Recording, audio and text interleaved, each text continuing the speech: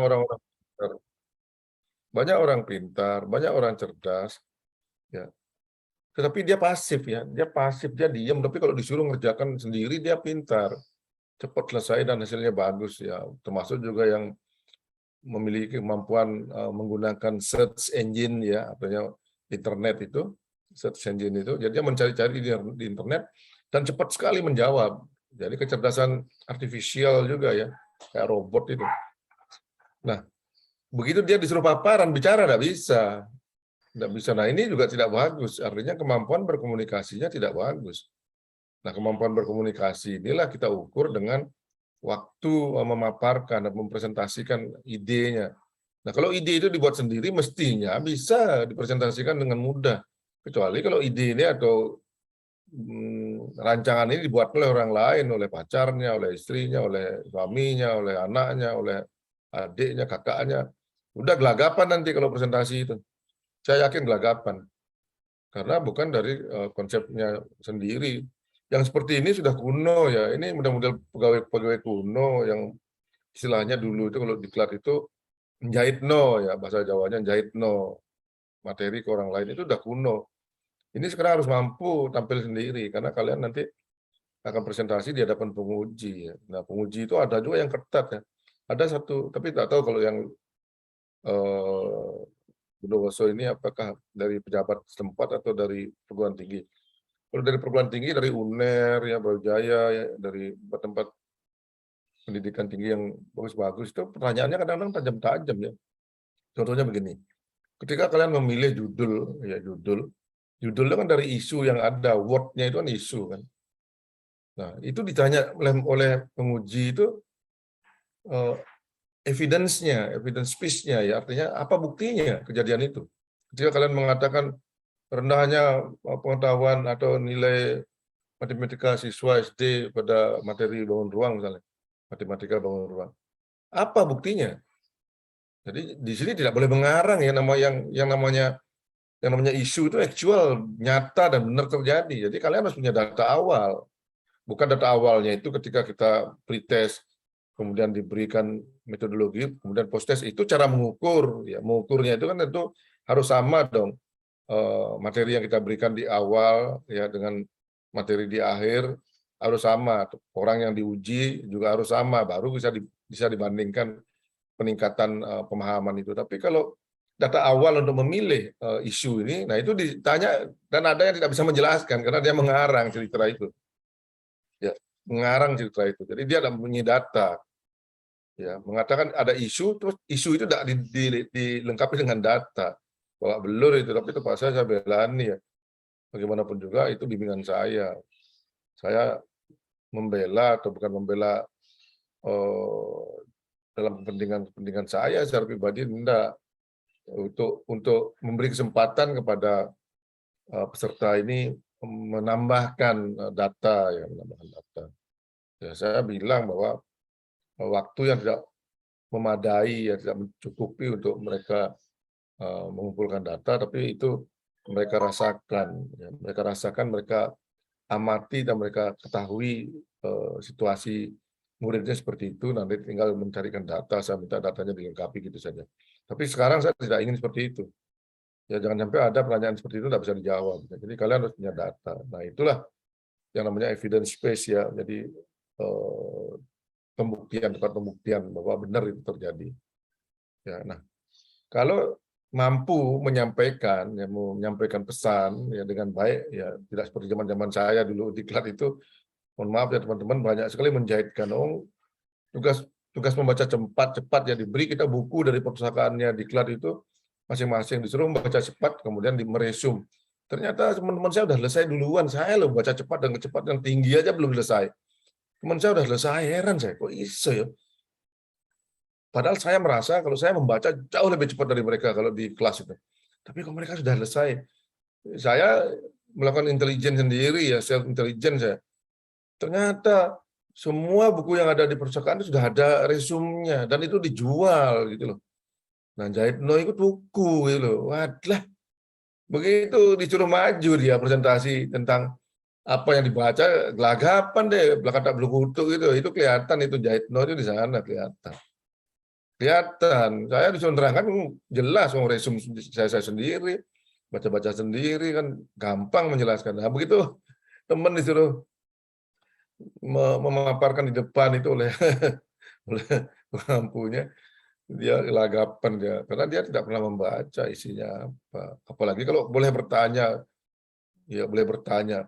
Kan dulu itu zaman dulu itu boleh bertanya. Tapi saya udah dipasung saya oleh teman-teman karena saya ini orangnya kritis dan out of the box ya. Saya dipasung oleh mereka. Dih, kono ada kok aneh-aneh kon. Iki tak kayak pertanyaan. Jadi saya diberikan pertanyaan, saya catatan pertanyaan gile lek. Gilule bukan gilelu itu. Benar saya diberikan pertanyaan, jadi dia menjawabnya sudah pada jawabannya. Wah, enak sekali ya diklat model begitu itu. Enak sekali. Tapi ketika dosennya atau pengampunya yang bertanya, dia tidak usah jawab. Jadi lucu aja. Kalian jangan begitu ya, kalian jangan begitu. Ini tidak bagus ini. Ini sekarang sudah model baru, ini tidak bagus yang seperti itu. Ya kerjakan sendirilah. Elek nggak popong, namanya diklat kok. Namanya latihan. Latihan tuh hasilnya elek nggak popong. Yang penting kalian di sini apa memahami bagaimana sebuah proses gitu ya. Jadi itulah yang dimaksud dengan seminar pertama. Jadi menyampaikan gagasan rancangan itu apa sih yang mau kita buat? Kenapa kita mau melakukan ini? Karena ini. Nah, di sana nanti ada nilai-nilai dasar yang kalian akan perkirakan dilakukan ya. Misalnya berorientasi pada pelayanan, akuntabel, kompeten dan lain-lain itu dirasa di sana. Nah, itulah sebetulnya inti daripada aktualisasi, mengaktualisasikan nilai dasar.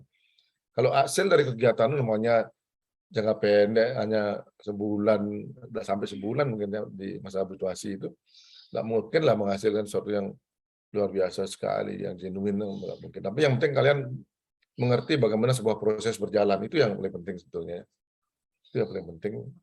Nah, untuk memahami proses yang berjalan ya kalian harus disiplin mengikuti petunjuk-petunjuk coach ya. Oleh karena itu saya kemudian membatasi presentasi itu dalam waktu ya. Saya batasi waktu untuk presentasi hanya 5 menit ya. 5 menit. Tidak boleh lebih dari 5 menit. Kenapa? Karena 5 menit itu waktunya sudah sangat lama itu untuk menyampaikan gagasan.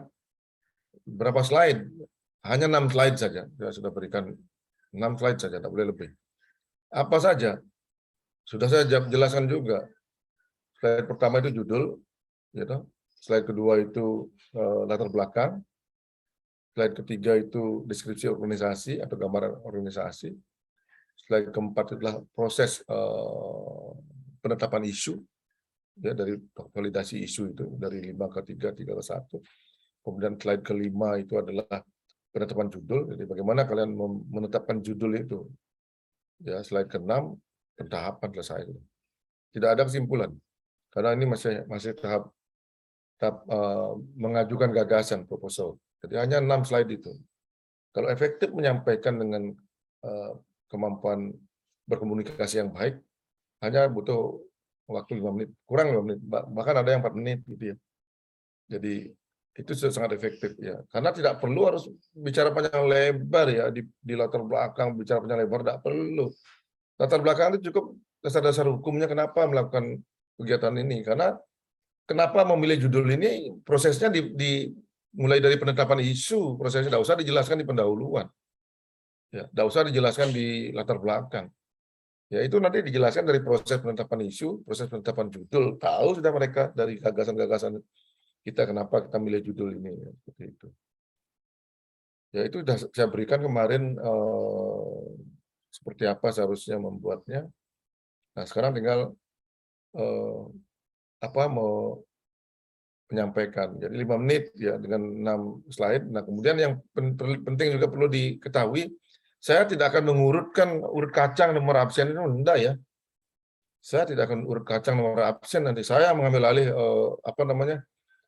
alih ruang seminar itu, saya moderatornya, jadi saya menentukan. Ya, jadi saya minta undangan yang sudah beredar kepada mentor itu diberitahu bahwa Zoom meeting ini hadir mulai awal, meskipun ada kegiatan misalnya mentornya, mereka bisa tutup kamera dan tutup audio dulu ya, tutup kamera, tutup audio, ya. Jadi karena apa? Karena bisa saja terjadi yang urut ke-10 yang sudah siap-siap nanti siang itu mau bergabung, jadi tidak bergabung terus dapat nomor 1. Ya, kalau sampai terjadi yang seperti itu, mentor tidak bergabung, saya tetap lanjut ya, tanpa mentor saya tetap lanjut karena aturannya itu mulai jam 7 sampai sekian, tidak ada jamnya ya. Karena bisa maju, bisa mundur, tergantung kecepatan daripada peserta, lamanya mentor dan lamanya penguji. Jadi beda-beda.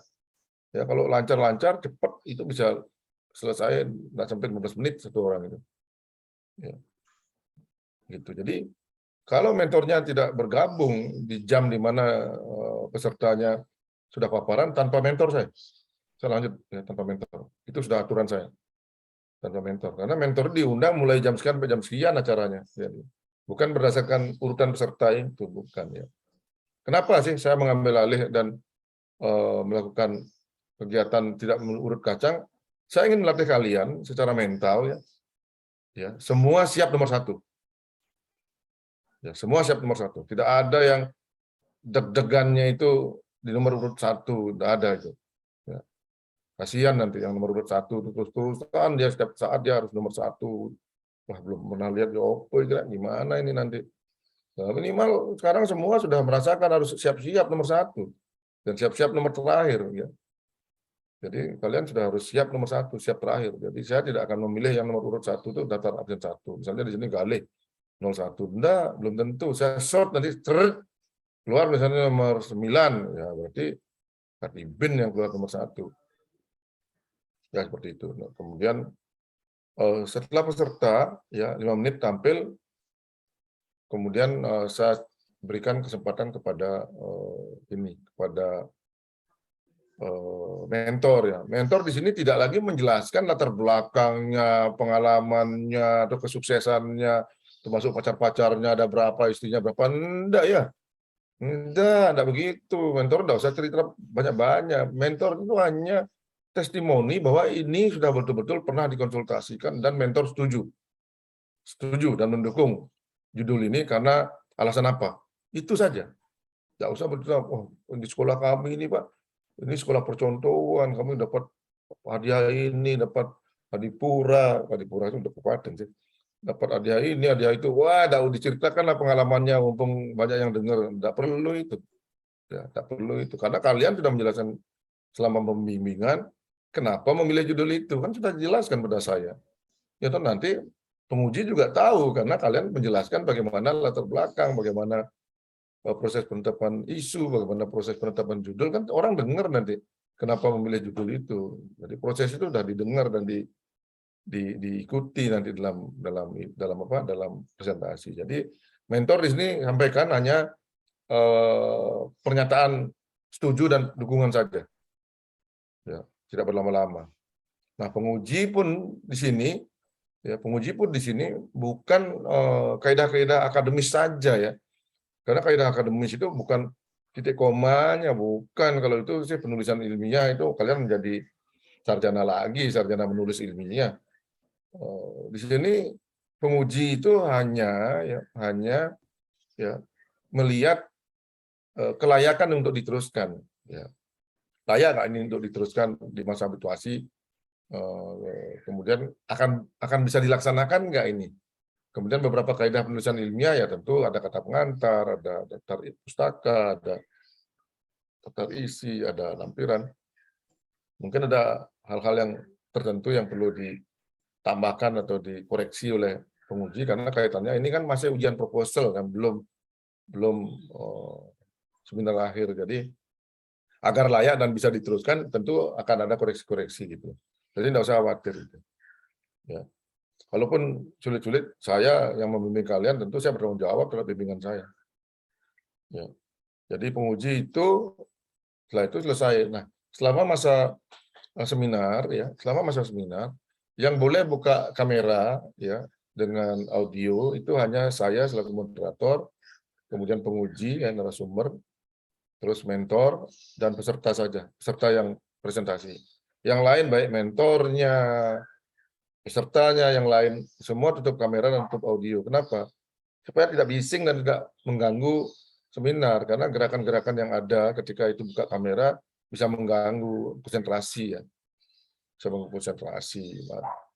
Misalnya suara ya, suara tidak sadar ternyata terbuka audionya pas kalian muter lagu dangdut gitu, terus ada yang goyang-goyang gitu, joget itu kelihatan sini kan akhirnya tidak dengarkan seminar, saya dengarkan lagu dangdut sama goyang-goyang juga jadinya kan.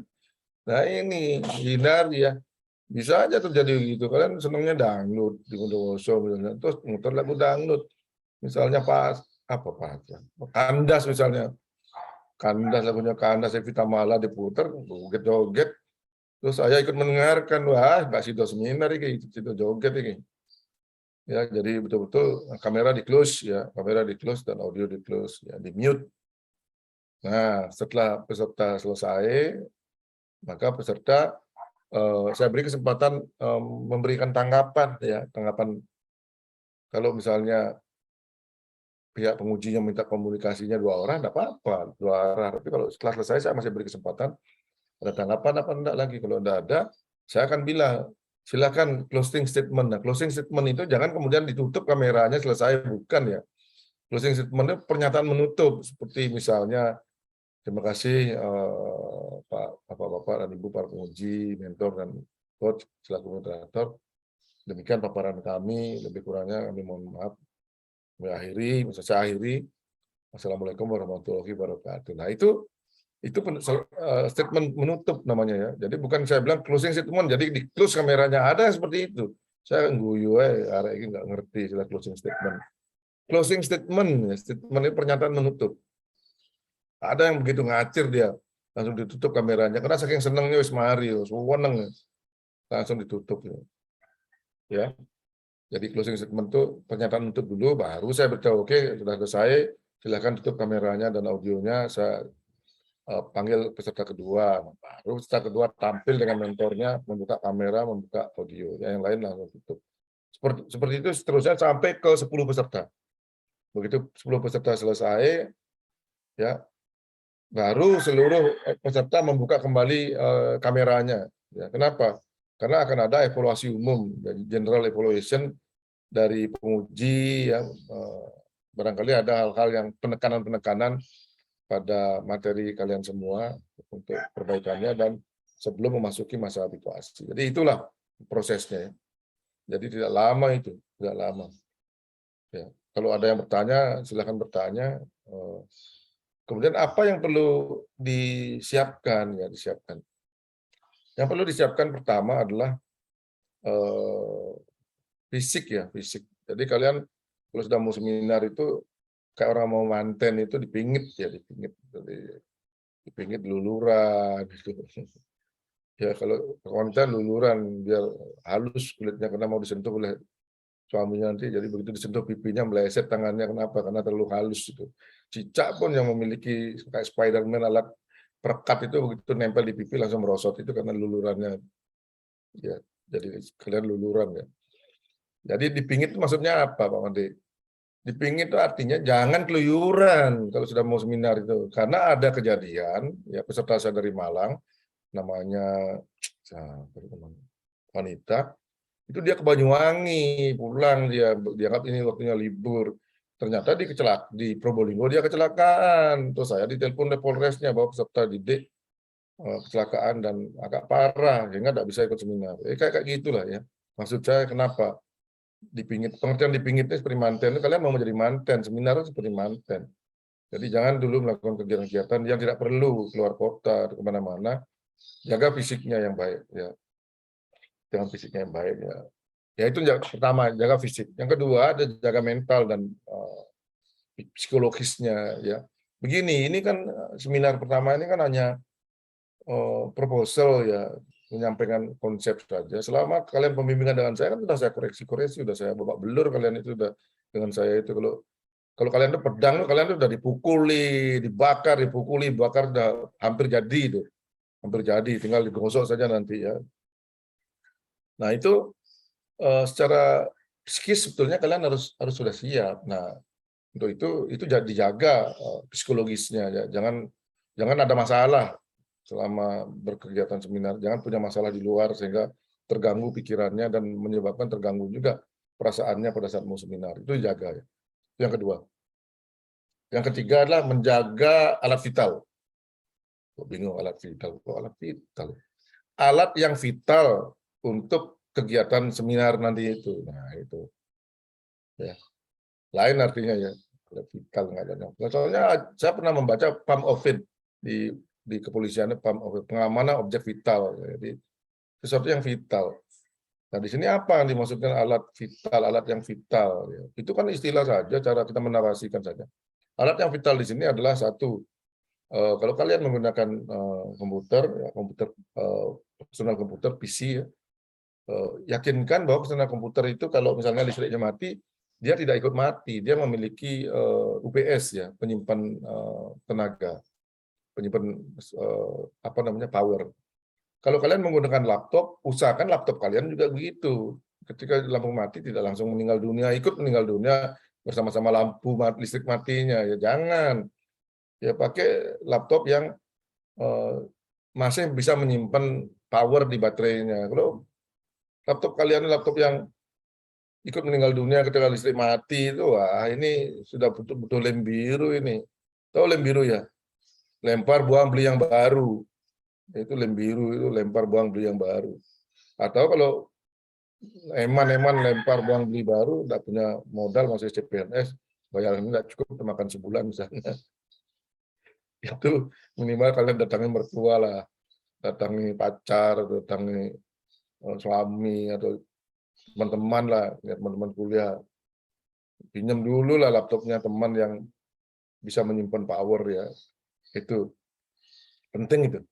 Yang ketiga, apa lagi alat yang diperlukan? HP ya. Nanti kalian harus punya HP yang bisa dipakai untuk mengakses ya. Oleh karena itu HP itu harus diberi pakai data. Jangan punya HP cuma miss call ya. Masa pegawai negeri sipil, calon pegawai negeri sipil nggak ada data, nggak ada pakai data, nggak ada pulsa belas itu ngawur ya. Ya kalau bisa kasihlah pakai data, 10.000 sudah dapat itu untuk sehari seminar menggunakan Zoom meeting udah bisa. Kenapa seperti itu Pak Made? Kenapa kok harus ada HP? Siapa yang tahu? Ya, power kalian oke, sudah ada power bank, HP-nya pakai power bank, kemudian laptopnya ada UPS-nya dan bisa menyimpan data. Begitu listrik mati, jaringan Wi-Fi-nya juga ikut meninggal dunia, wafat juga dia. Karena ngelingnya ikut ke listrik kan. Ketika Wi-Fi-nya juga wafat, kalian tidak bisa apa-apa. Ya, terlempar, maka diselamatkanlah dengan HP yang ada Wi-Fi-nya itu, ada Wi-Fi, ada paket data internetnya itu. Cari yang bagus ya, jangan yang ceketer, tuku sehari yang sing 2.500. Cari yang 10.000 lah, jangan irit-irit mau seminar kok irit. Yang akan menentukan kalian jadi PNS itu keluarkanlah biayanya sedikit. Ya utang-utang di koperasi dulu lah, di koperasi sekolah utang-utang dulu. Bilang untuk beli paket data nih. Nanti bilang kalau udah jadi PNS penuh kata Pak Made itu kalau C-nya gugur nih bayar double bayarnya 2 kali lipat bukan riba itu. Atas jasanya meminjamkan saya duit untuk beli paket data gitu. Ya. Jadi seperti itu. Jadi harus ada paket datanya. Jadi kalian bisa tethering ya kemudian apa namanya laptopnya ke HP atau bisa melalui HP ketika ada masalah di laptop. Ya, itu kesiapan yang harus dilakukan. Yang lain apa? Khawatirnya ya nanti terjadi hang pada salah satu peserta, sering terjadi nih. Jadi gupu dia tidak bisa buka materinya atau mentornya tidak keluar suaranya. Nah dengan adanya HP ini bisa kalau mentornya berjauhan jaraknya bisa mentornya ditelepon ya bicara di HP, HP-nya bisa di speaker kemudian masuk suaranya ke laptop bisa begitu. Atau ketika peserta kesulitan menayangkan materinya, saya minta ya ke 10 bahan tayang nanti kalau sudah oke ya, nanti ini kan masih pembimbingan ya, belum 10 bahan tayang masing-masing dijadikan satu folder ya, satu folder. Dan setiap orang memiliki folder itu di laptopnya. Setiap orang, setiap peserta memiliki folder itu yang sudah terkoreksi ya, yang sudah selesai. Kenapa demikian? Karena ketika salah satu peserta hang atau laptopnya ada masalah atau komputernya ada masalah, maka dia tetap on kamera di laptop, kalau laptopnya masih bisa on kamera, atau bisa on kamera di HP. Tayangannya, bahannya bisa ditayangkan oleh temennya yang lain yang saya tunjuk. Misalnya saya tunjuk, Mas Lukman, buka itu bahan tayangnya si Lailatul, misalnya Fajriah. Oh siapa? Buka. Jadi dalam keadaan kameranya Mas Lukman ditutup, misalnya Mas Lukman membuka bahan tayangnya ini, share screen bahan tayangnya Fajriah, karena Fajriah tidak bisa menayangkan bahannya. Jadi kecerdasan intelektual kita itu sudah sampai menjangkau ke sana. Ya, dalam rangka mengantisipasi ini yang namanya risk management, risiko-risiko yang bisa muncul di setiap kegiatan. Ini salah satu pemikiran mengajarkan kalian risk management itu. Ya, bisa terjadi yang begitu dan sering terjadi begitu itu. Ya sering, amat-amatan teknis itu sering. Tapi kita sudah antisipasi dengan cara-cara cerdas kita gitu. Baru Tuhan akan memberi kita bantuan nanti kan. Itu ya, jangan tidak melakukan apa-apa dan minta tolong Tuhan terus saja. Gue kesel Tuhan. Tuhan sudah menolong semua manusia dunianya. Kalian satu orang repot, iya lebih akeh penjaluannya di mana wong sak dunya. Suwe-suwe Tuhan kesel. Nanti tidak dipenuhi nanti permintaannya ya. Jadi seperti itulah kesiapan kalian itu ya. Yang dimaksud dengan kesiapan objek alat vital itu. Ya benar-benar vital itu. Benar-benar vital ya. Jadi kalian siapkan. Itu saya kira yang perlu saya sampaikan kepada kalian sebelum saya akan minta contoh saja 2 orang itu untuk tampil, karena kita akan perbaiki kemudian di tampilan berikutnya sudah harus clear ya. Ya. Ada yang bertanya nggak atas arahan atau materi-materi yang saya berikan persiapan seminar pertama nanti? Ada yang tanya, angkat tangannya. Ada yang tanya. Nggak tanya ya, jadi sudah siap ya. Kalau ada yang tanya, nggak apa-apa. Sekarang saya minta siapa yang belum pernah tampil ya untuk presentasi tugas-tugas selama ini. Kalau ada yang belum pernah tampil, silakan. Kalau angkat tangan. Kalau misalnya sudah pernah tampil, maka siapa yang mau tampil memberi contoh persiapan seminarnya, bahan tayangnya, coba angkat tangannya. Saya akan beri kesempatan. Silakan. Siapa yang mau tampil? Belum ada yang siap ya? Silakan Mas Firman. Baik Pak, langsung share screen ya Pak. Iya.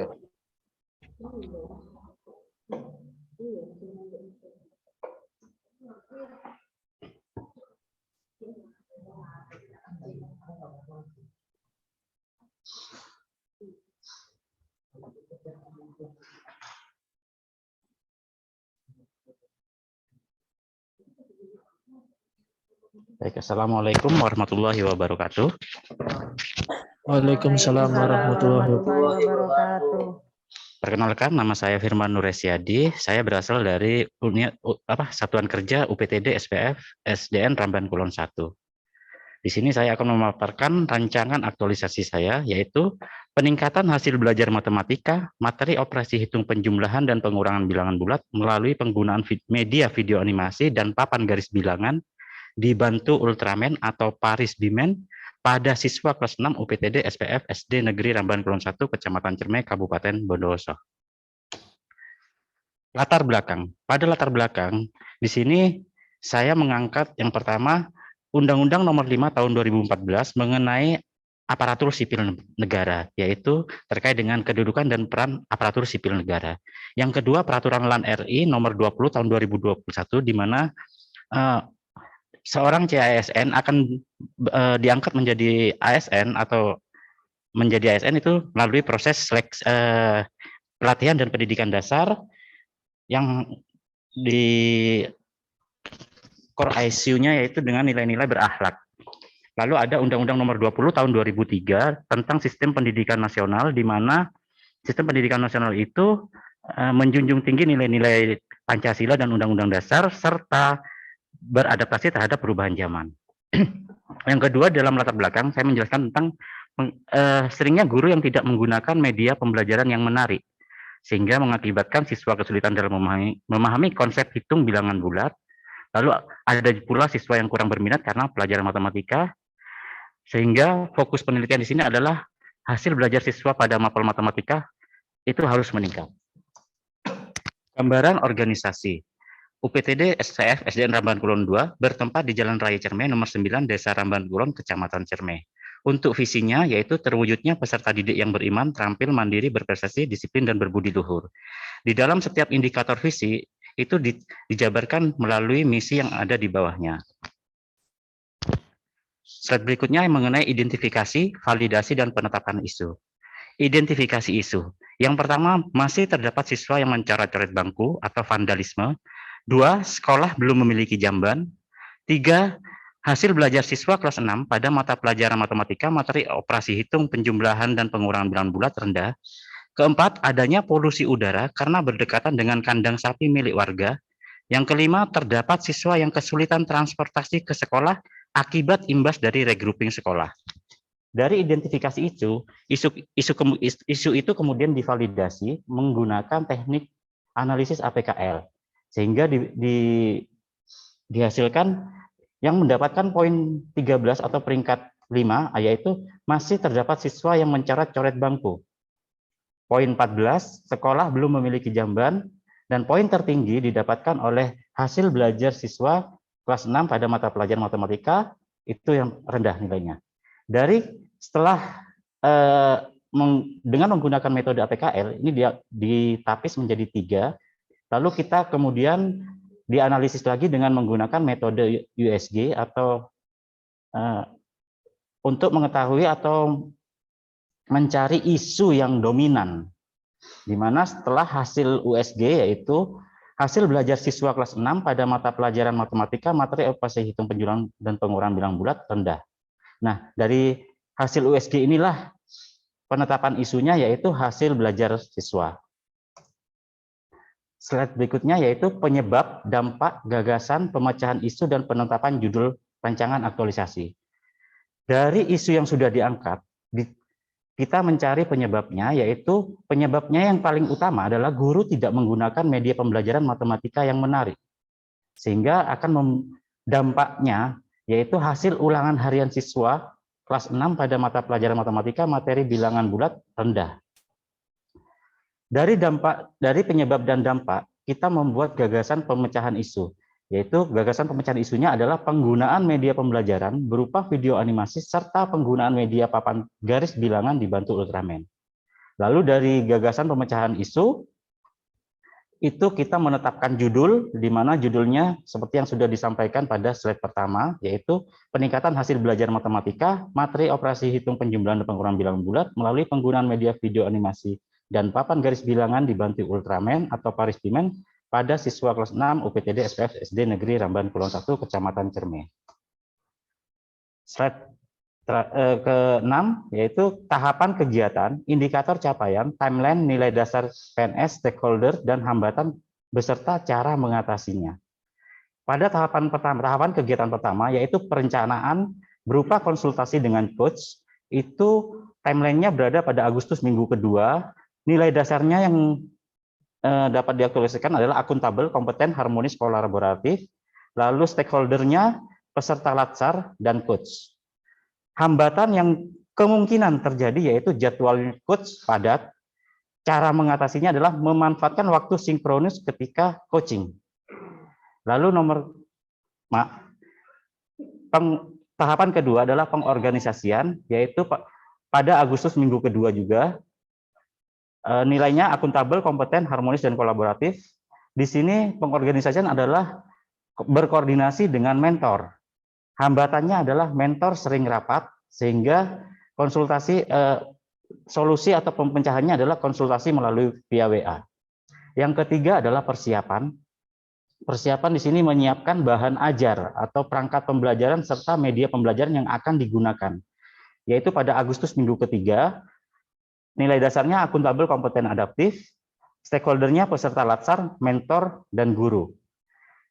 Di sini hambatannya yang mungkin terjadi adalah menyusun perangkat pembelajaran, yaitu solusinya adalah berkonsultasi dengan mentor dan guru. Yang keempat tahapannya adalah kolaborasi dan koordinasi dengan guru. Di sini dengan rekan sejawat yaitu berkolaborasi dan berkoordinasi mencari saran dan masukan dari teman sejawat, yaitu pada Agustus minggu ketiga, akuntabel, kompeten, dan kolaboratif, peserta latsar, mentor, dan guru. Yang kemungkinan terjadi yaitu guru tersebut masih sibuk karena berada di kelas untuk mengajar. Sehingga solusinya adalah membuat jadwal tertentu untuk pembimbingan atau konsultasi atau kolaborasi dengan guru rekan teman sejawat. Lalu berikutnya yaitu implementasi atau pelaksanaan pembelajaran dengan menggunakan video animasi serta papan garis bilangan bulat dibantu Ultraman, yaitu pada September minggu pertama, nilai dasar yang ada yaitu berorientasi pelayanan, akuntabel, kompeten, dan harmonis. Stakeholder yang terlibat adalah peserta latsar serta siswa. Kemungkinan yang terjadi adalah siswa ramai atau siswa gaduh atau kurang konsentrasi pada siswa. Sehingga cara mengatasinya yaitu dengan melakukan ice breaking pada siswa. Langkah yang analisis dan evaluasi, yaitu September pada minggu kedua, nilai dasarnya akuntabel, kompeten, adaptif. Lalu stakeholder yang terlibat adalah peserta latsar, mentor, dan guru. Untuk analisis dan evaluasi, kemungkinan besar tidak ada hambatan. Lalu pada tahapan yang terakhir atau tahapan yang ketujuh yaitu penyusunan laporan. Yaitu pada September minggu ketiga, nilai dasar yang PNS-nya yaitu akuntabel, kompeten, dan harmonis. Stakeholder yang terlibat adalah peserta latsar dan coach. Kemungkinan yang terjadi, hambatan yang terjadi yaitu belum memahami dengan benar pedoman laporan, sehingga solusi penyelesaiannya adalah konsultasi dengan coach. Dari semua tahapan tersebut, yang ingin dicapai adalah yaitu indikator pencapaiannya, peningkatan hasil belajar matematika, materi operasi hitung, penjumlahan dan pengurangan bilangan bulat. Demikian, terima kasih.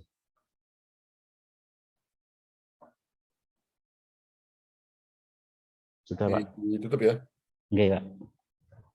Waktu yang kamu butuhkan ini lebih 3 menit 25 detik. Ya, jadi terlalu lama. Jadi caranya begini. Oh, yang lain juga ya. Yang lain juga. Caranya begini. Coba kamu baca saja ya, baca saja, enggak usah dimodifikasi dengan tambahan-tambahan penjelasan. Ini namanya latihan ya, latihan paparan. Dibaca bahan tayangmu itu dengan menggunakan stopwatch. Ya, di HP kan ada fitur clock atau jam itu kan. Pilih stopwatch. Kemudian begitu kamu mulai start, stopwatchmu dipencet. Ya, dipencet. Berapa lama waktu yang dibutuhkan untuk menyelesaikan membaca seluruhnya sampai dengan terima kasih itu. Ya. Dari sana kamu akan bisa mengevaluasi diri bahwa waduh, lebih banyak sekali ya. Nah, artinya apakah bahan tayangmu yang kebanyakan tulisannya ya. Kalau bahan tayangnya yang kebanyakan tulisannya, apakah mungkin bahan tayangnya dikurangi? Kalau misalnya menganggap kalau dikurangi nanti nggak bisa menjelaskan, lupa nanti. Berarti bahan tayangnya berarti sudah cukup.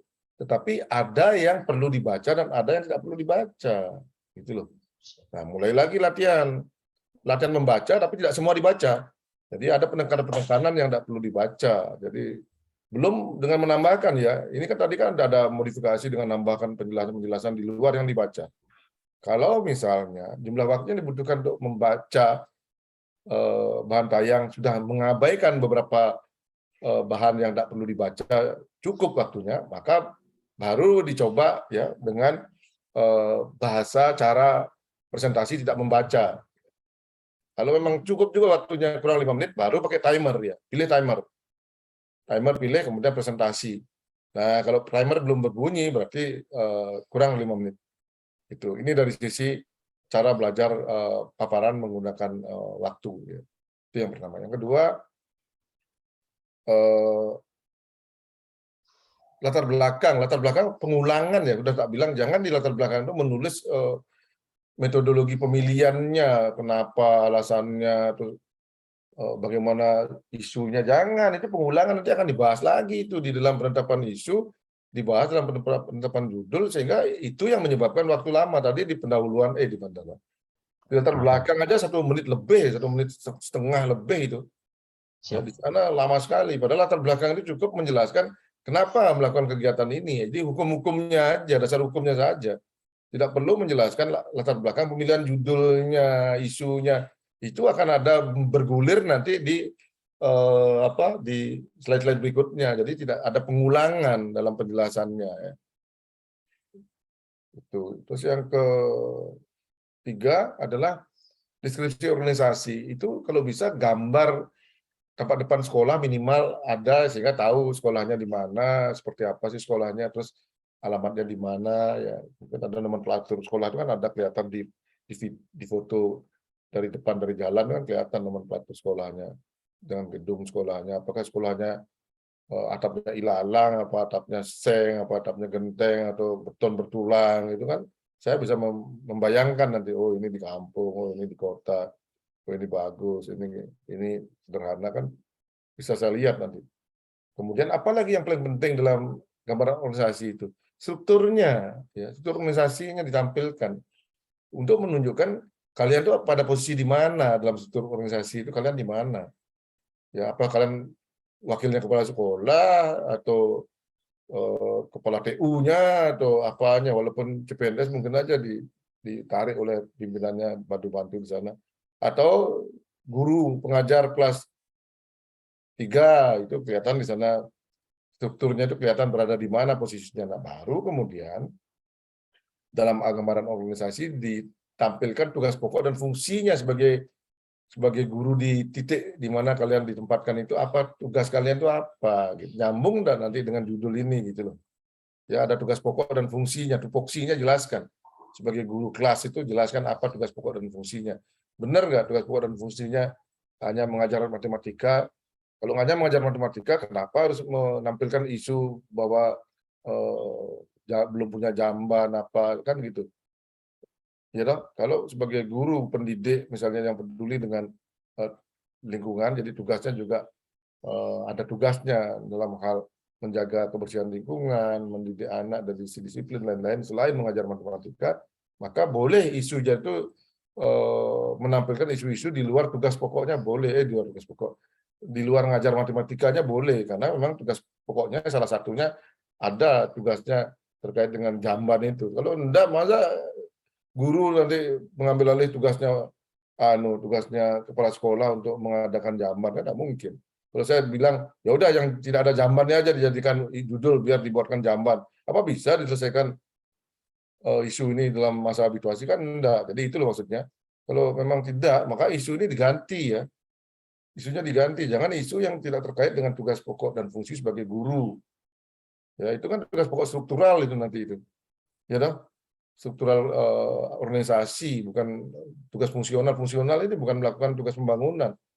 Ya, fungsional itu, tapi tugas sesuai dengan tugas yang ada di fungsinya. Seperti saya, tugas pokok dan fungsi saya sebagai pejabat fungsional Widyaswara hanya Dikjarte, mendidik, mengajar, melatih. Tidak pernah saya seperti dulu ketika saya jadi asisten, jadi kepala dinas, terus mengusulkan pembangunan perbaikan gedung, mengusulkan tambahan meja, tambahan kursi, tambahan sumber daya manusia. Tidak ada tugas saya sekarang itu. Saya hanya mendidik, mengajar, melatih. Sudah. Jadi kesana kemari, ngedabrus itu istilahnya orang Surabaya itu. Ya. Jadi itu pikirkan ya Mas Firman. Jadi dalam gambaran organisasi tugas pokok dan fungsimu apa? Kalau tugas pokok dan fungsimu itu tidak ada menyangkut di isu, maka isu-isu yang lain itu kamu ganti, ya. Tidak apa-apa mengganti isu, yang penting isu yang dipilih itu tetap, tidak apa-apa gitu.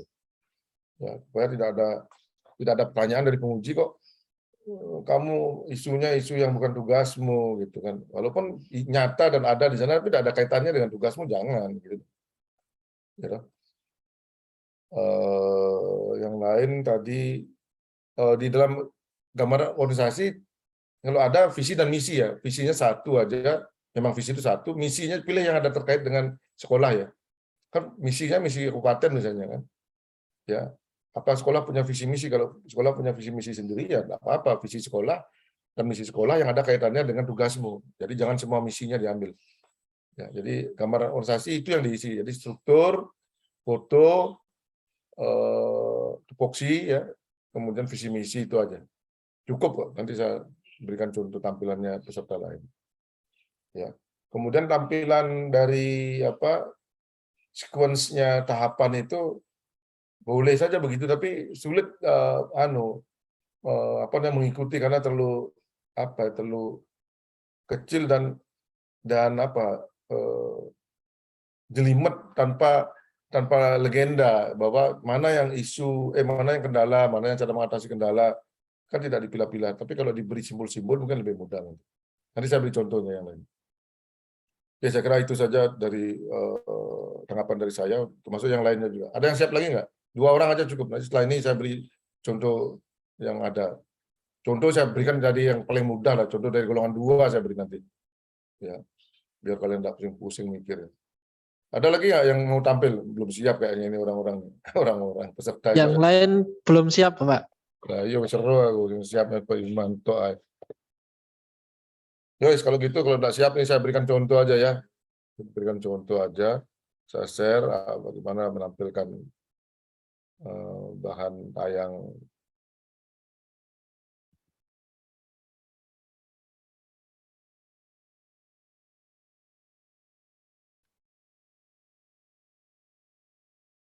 Ini contoh ya. Tidak harus begini, tidak harus begini. Ini contoh saja. Ya, contoh bagaimana mereka menampilkan tayangannya ya.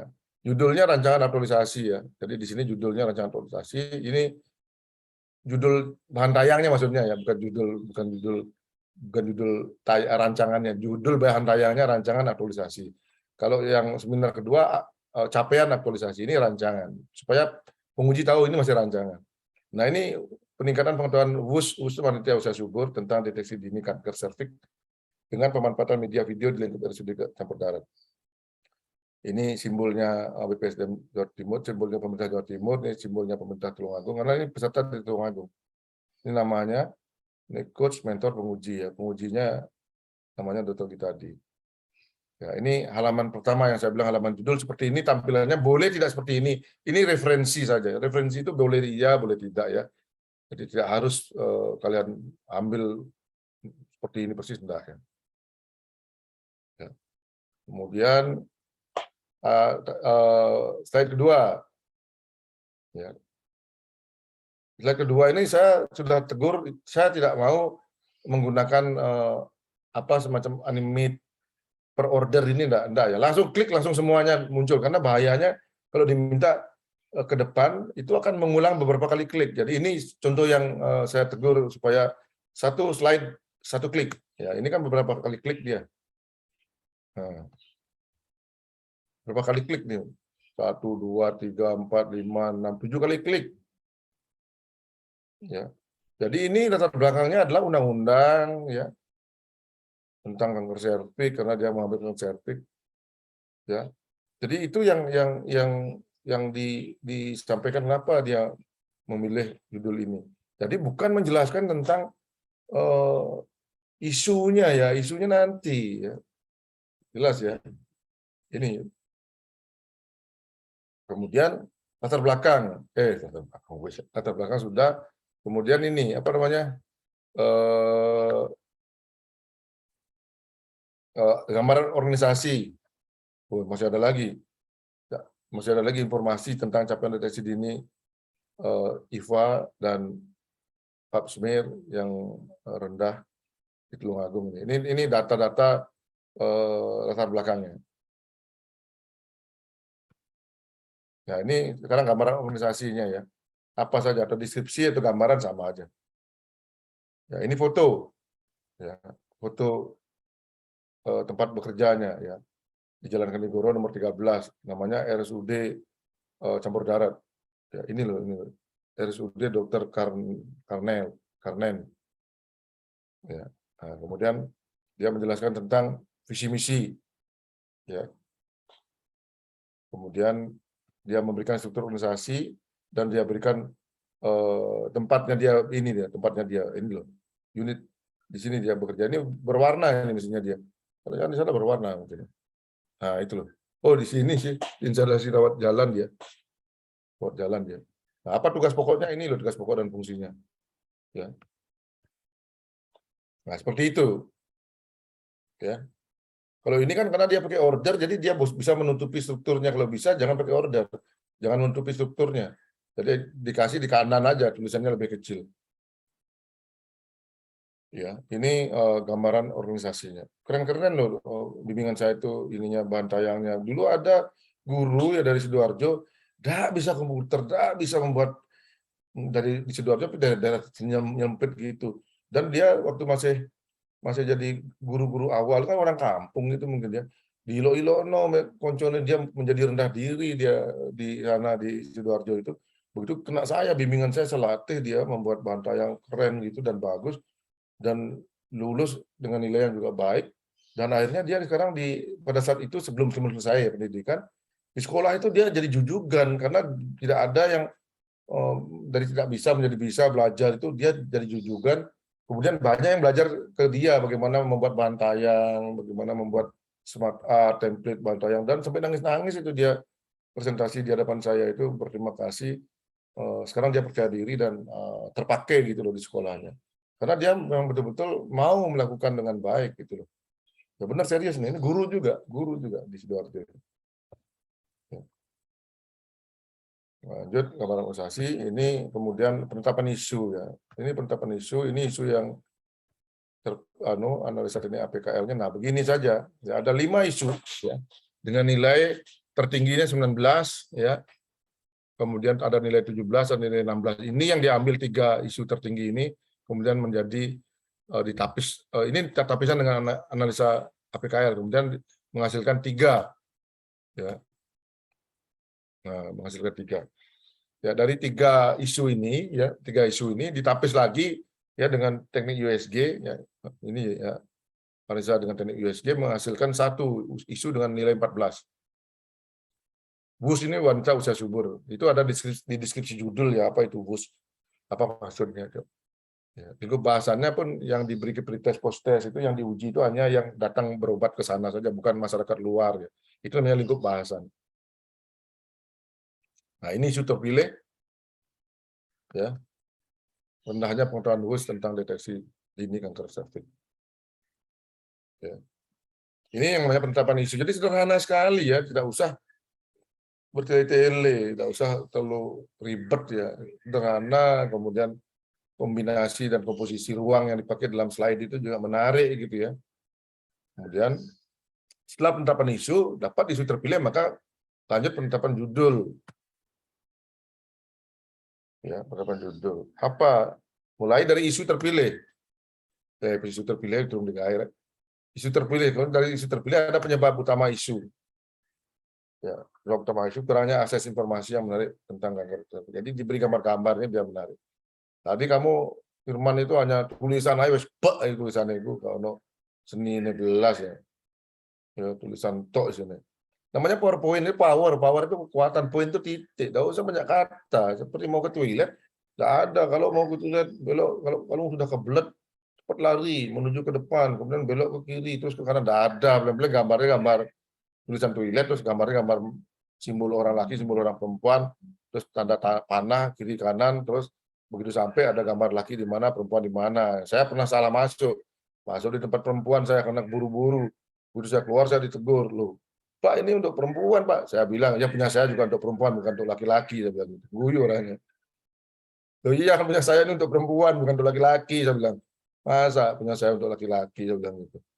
Orang yang guyu, orang kasih daun ini. Ya kan kamu juga untuk perempuan kan, saya bilang. Bukan untuk laki-laki. Untuk laki-laki lah bencong saya, untuk G saya. Nah ini namanya penyebab isu ya. Kemudian apa kemudian setelah tahu penyebab isu? Dampak, apa dampaknya? Ini dampaknya. Gitu. Setelah tahu dampaknya, apa gagasannya? Ya. Ya, ini indikatornya. Ya. Ya, idenya apa? Ini gagasan ya. Idenya adalah peningkatan pengetahuan tentang deteksi dini kanker cervix dengan media video ya. Targetnya ini, pasien kanker cervix ini terdeteksi dalam kondisi stadium lanjut. Nah, ini indikatornya, meningkatkan pengetahuan. Ya. Nah, ini jadi sederhana begini ya. Jadi tidak usah bertele-tele panjang-panjang, nggak usah. Nggak usah bek itu. Jadi kalau enak dilihat kalau dikit-dikit gitu ya. Nah, baru sekarang tahapan kegiatan satu tahapan dia pakai pakai ini fishbone diagram, tapi arahnya ke wale ya, kepalanya ke kiri bukan kepalanya ke depan. Kepala itu kan di ujungnya, mestinya ke arah ke depan, ngelanginya ke depan, bukan ngelanginya ke kiri. Ini dia kepalanya di kiri ditaruh gambar ikannya, tapi tidak apa-apa, yang penting maksudnya tahapannya dari mulut ke ekor, harusnya dari ekor ke mulut. Jadi tahapan kegiatan. Nah ini ikannya, ini kuali ikannya kudune ada perono ya. Caranya dia menampilkan begini supaya cukup ruangnya. Satu, planning itu. Jadi pakai simbol-simbol dia. Simbol centang, simbol jam, simbol orang, simbol tanda tanya, simbol bola lampu, simbol cinta, ya love itu. Simbol tanda panah itu apa lagi ya, gambar konsul persetujuan ya, list ya, daftar. Nanti ada legendanya ini, apa yang artinya simbol-simbol ini. Itu tahap 1. Tahap 2, nggak mungkin ditulis di kanannya, supaya dia menuju ke kanan semua, ditulis di bawahnya, biar cukup. Nah, kan benar kan di bawahnya. Tahap kedua, organizing. Ya toh? Seharusnya ini agak geser sedikit ya, atau di sini dikasih 1 tanda panah, atau di sayapnya, di siripnya mungkin sirip depan, sirip belakang jangan dijadikan 1, mungkin siripnya ditaruh di sini 1, kasih tanda panah ke sini, sirip ini tanda panah ke sini, sirip ini tanda panah ke sini, sirip ini panah ke sini, ini. Jadi kasih tanda panah. Kalau ini kan urutannya tahunya nomor 1, 2, tapi di sininya tidak kelihatan, di sirip ikannya tidak kelihatan. Makanya harus mulai mengarah ke sana, mengarah ke terbalik. Terus yang 3, ya, lalu 4, 5, 6, 7. Ya, 7.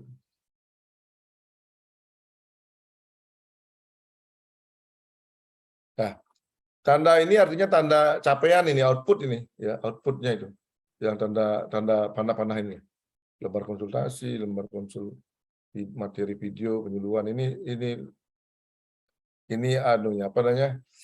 Hasilnya, outputnya.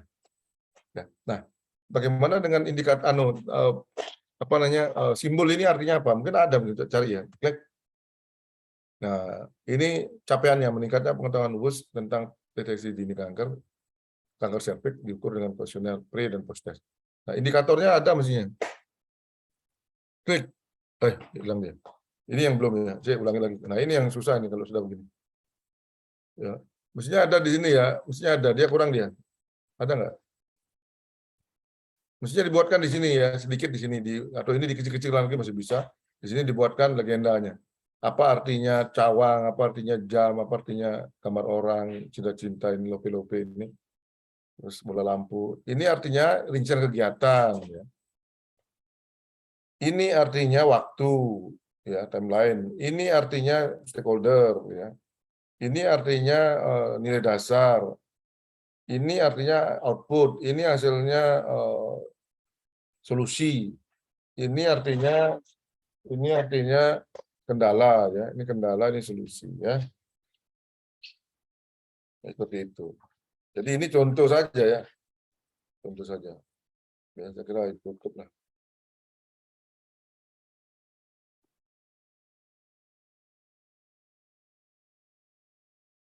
Ya. Ada yang bertanya? Saya kira cukup dah hari ini. Ternyata yang siap 1, untung aja ada yang siap. Jadi saya bisa koreksi langsung dan saya beri contoh langsung. Ya. Dan macam-macam caranya, bukan hanya sirip ikan gitu, ada juga modelnya pakai apa namanya, perjalanan itu ada yang perjalanan begini, 1 kali garis perjalanan kasih nomor 1, 2, 3, 4, 5, 6, 7. Ada juga perjalanannya itu naik turun melengkung ini. Cari di template itu banyak ya, kalau mau buat. Masih lama ini, seminarnya masih lama. Ya, saya kira itu. Sedangkan untuk Microsoft Word, laporannya itu kalian buat sendiri pakai Microsoft Word, ya. Tulisannya Times New Roman 12, spasinya 1,5, kemudian sebelah kiri 3 cm, kanan mungkin 3 cm, atas biasanya 3, bawah 3 gitu aja biar gampang. Atau kirinya 3,5 mungkin. Ya. Saya kira itu. Jangan dibikin 2,5 gitu ya. Nanti kalau dicetak ada yang dipotong itu hilang dia nanti. Ya kan pasti ada yang tidak rapi kan nanti. Jadi pasti ada yang dipotong hilang. Jangan terlalu marginnya jangan terlalu kecil-kecil ya. Oke, saya kira cukup itu ya. Jadi kalian buat lagi. Nanti kita ketemu hari apa kita ketemu ya lagi-lagi ya untuk pembimbingan. Hari Hari Kamis, Kamis, Bapak. Pak. Kamis ya. Kamis. Itu pertemuan kedua masih ada lagi satu kali lagi pertemuan ya sebelum seminar ya. Sabtu. Sama hari Sabtu. Oh ya ya. Sip. Oke, saya kira cukup ya udah saya berikan contoh, udah saya jelaskan juga tentang rencana seminar nanti. Jadi kalian tinggal tenang-tenang sekarang menyusunnya ya, tidak terlalu kupu-kupu amat ya. Tidak ada contohnya. Oke, saya kira itu saya serahkan kembali ya sebelum saya tutup kepada Pak Munir. Pak Munir. Siap, siap Bapak. Rekan-rekan, Bapak Ibu sekalian, hari ini kembali kita mendapatkan materi yang luar biasa, sehingga mendorong kesiapan Bapak Ibu sekalian, termasuk ada banyak tambahan trik dan tip tadi ya, tentang presentasi efektif. Mudah-mudahan bisa menjadi bekal bagi rekan-rekan semua, Bapak Ibu sekalian, untuk menghadapi seminar 1 setidaknya. Kemudian kembali saya mewakili semuanya, Coach, mengucapkan terima kasih banyak kepada Coach yang telah memberikan banyak sekali ilmu serta inspirasi. Kami. Ya. Kembali kita doakan Coach kita, teman-teman, semua Coach Pak Made terus dikaruniai kesehatan sehingga bisa terus mendampingi kita semua sampai tuntas. Amin. Amin. Ya. Baik, Coach, terima kasih. Sekali lagi, Coach. Oke, saya berterima kasih juga peserta telah mengikuti dengan baik ya. Tidak ada yang ngantuk, biasanya kalau Amin. ada yang terkantuk-kantuk ini kelihatannya semangat banget nih.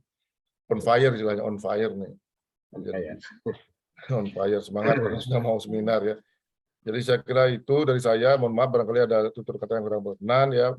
Saya akhiri dan saya undur diri untuk kelas yang lain. Wabillahi taufiq wal hidayah. Wassalamualaikum warahmatullahi wabarakatuh. Waalaikumsalam warahmatullahi wabarakatuh. Terima kasih Bapak. Pamit ya, saya. Siap. Terima kasih Pak. Oke, saya live ya. Oke Pak.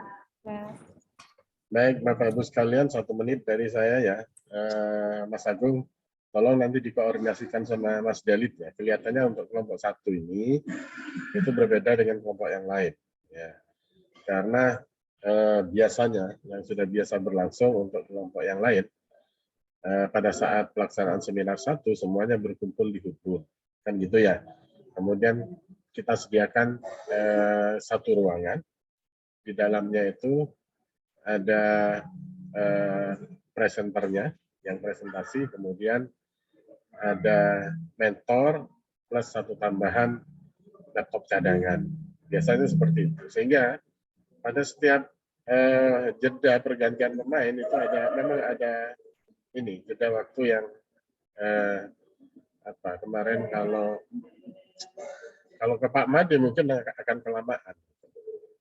Nanti kan ketemu Mas Dalit ya. Nanti disampaikan Mas Dalit kalau untuk kelompok 1 maunya Pak Made itu ya semuanya harus on cam ya, on video, termasuk mentornya mulai dari awal. Kan gitu tadi ya.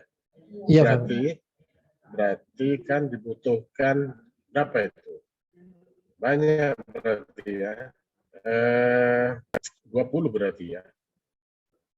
20 laptop berarti kan.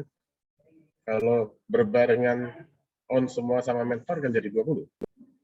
Itu kira-kira ya. Ya kan? Nanti coba dikoordinasikan sama Mas Dalit ini gimana enaknya, atau kalau tidak kita pada pertemuan berikutnya kita negosiasi dengan Pak Made. Bagaimana enaknya? Mau ikut seperti yang sudah biasa kita laksanakan atau ikut seperti yang disampaikan oleh Pak Made? Gitu. Karena sepertinya Pak Made lebih terbiasa dengan cara seperti itu. Mulai dari pagi sampai siang on semua. Dipanggil bergantian siapa yang siap gitu ya. Tidak ada urutan. Sementara yang biasa kita laksanakan itu kan semuanya kumpul di Hudbun dan masuk ruangan 1 persatu. Jadi kalau masuk ruangan 1 persatu itu yang sudah selesai tentu akan meninggalkan tempat.